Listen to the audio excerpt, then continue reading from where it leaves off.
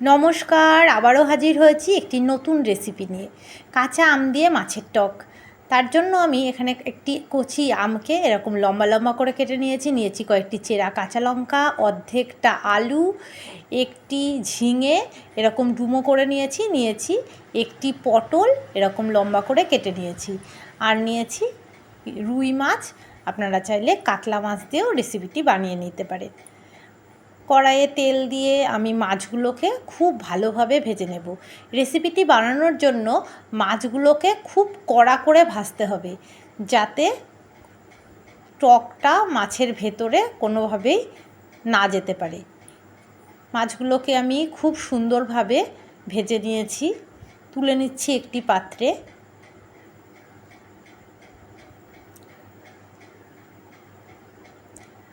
এবারে ওই তেলের মধ্যেই আমি যে আলু রেখেছিলাম, সেই অর্ধেকটা আলু আমি এখানে ব্যবহার করেছি। বেশি সবজি এই রেসিপিতে ব্যবহার করা যায় না। আলুগুলোকে সামান্য একটু সাঁতলে নেব। না ভাজলেও অসুবিধে নেই, কাঁচাও ব্যবহার করা যায়, কিন্তু তেল রয়ে গেছে, সেই জন্য আমি আলুগুলোকে সামান্য একটু সাঁতলে নিচ্ছি। হালকা করে একটু সাঁতলে নেওয়া হয়ে গেছে আলুগুলো।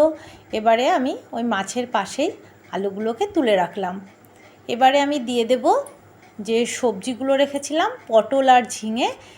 সেটা এখানে একটা কথা বলে রাখি, এখানে বেগুন থাকলে রেসিপিটি সবচেয়ে ভালো হয়, কিন্তু আমার হাতের কাছে বেগুন না থাকার কারণে আমি এখানে পটলের ব্যবহারটা করলাম।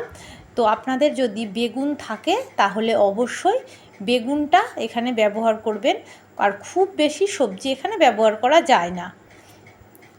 দিয়ে দিলাম অল্প করে লবণ, দিয়ে এগুলোকেও আমি খুব অল্প একটু নাড়াচাড়া করেই তুলে নিলাম।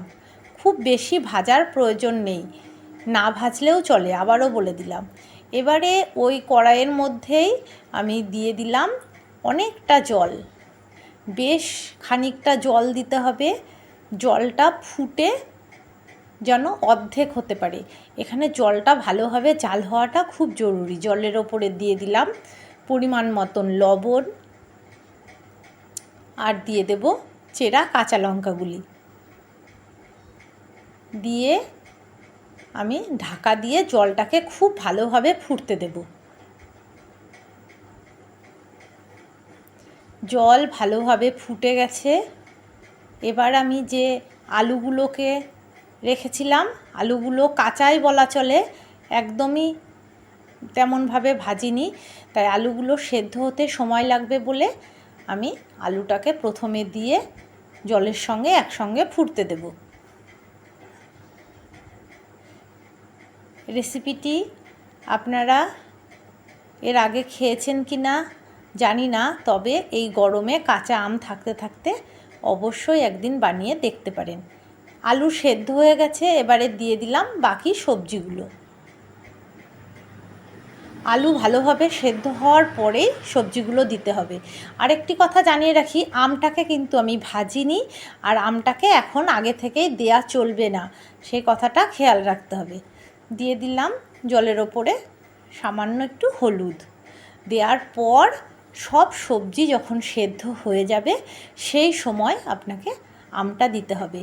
আমটা আগে আগে দিলে কিন্তু আলু টালুগুলো আর সেদ্ধ হবে না, সেই জন্য আমটাকে সবার শেষে দিতে হবে, সব সবজি সেদ্ধ হওয়ার পর।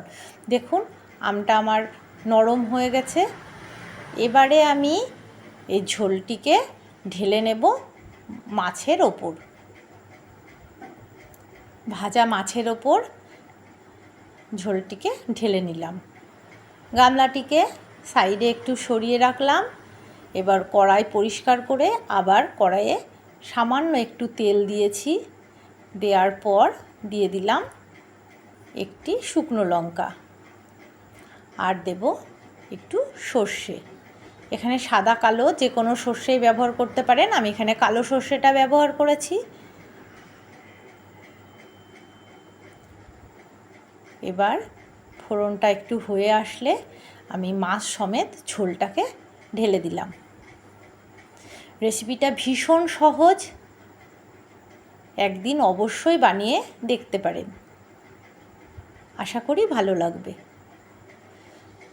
তবে এই রেসিপিটিতে কিন্তু মাছটা খুব কড়াভাবেই ভাজতে হবে, যাতে মাছের ভেতরে কোনোভাবেই টক ঢুকতে না পারে। আর জলটাও খুব ভালোভাবে জাল হওয়া প্রয়োজন, আর তাতে রেসিপিটা টেস্টি হবে। দিয়ে দিলাম 1/2 চামচ চিনি।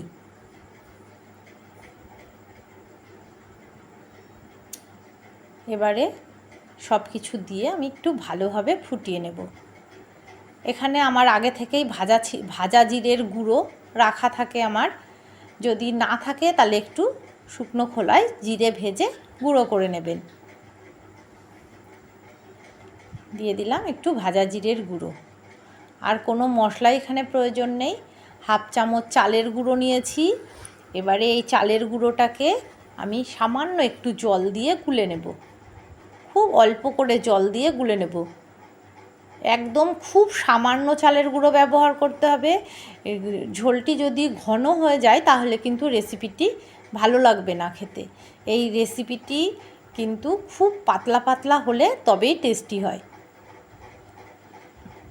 দিয়ে দিলাম চালের গুঁড়ো। এবারে একটু ভালোভাবে ফুটিয়ে নেব। একটি আমকে আমি একটু হালকা করে ভেঙে দিলাম ঝোলের মধ্যে, টকটা যেন ঠিকঠাক আসে।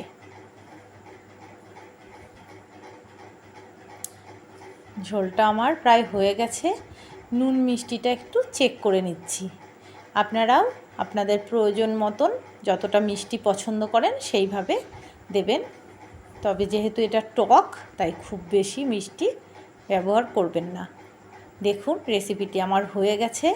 এই রকম পাতলা পাতলাই হবে রেসিপিটা, আর জলটা খুব ভালোভাবে জাল হওয়া প্রয়োজন। রেসিপিটি কেমন লাগলো আমাকে কমেন্টে অবশ্যই জানাবেন। রেসিপি ভালো লাগলে একটি লাইক ও শেয়ার করবেন, পাশে থাকবেন, আর যতটা সম্ভব আমার চ্যানেলটিকে